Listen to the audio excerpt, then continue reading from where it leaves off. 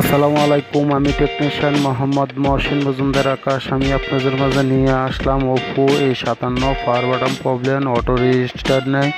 Power button কীভাবে পাল্টাবেন বা কীভাবে পাওয়ার বাটন প্রেস করবেন ওটা আমি আপনাদেরকে এই ভিডিওর মাধ্যমে দেখানোর চেষ্টা করব। আর আপনারা যদি আমার ভিডিওতে নতুন হয়ে থাকেন তাহলে সাবস্ক্রাইব করবেন আর লাইক করবেন, শেয়ার করবেন, ফুল ভিডিও দেখবেন, তাহলে বুঝতে পারবেন কীভাবে Oppo A57 power button change করতে হয়, কীভাবে অটো রিস্টার্ট ক্লিয়ার করতে হয় ওটা আমি আপনাদেরকে এই ভিডিওর মাধ্যমে দেখানোর চেষ্টা করব। আপনারা ফুল ভিডিও দেখবেন তাহলে বুঝতে পারবেন। ফুল ভিডিও দেখতে থাকুন।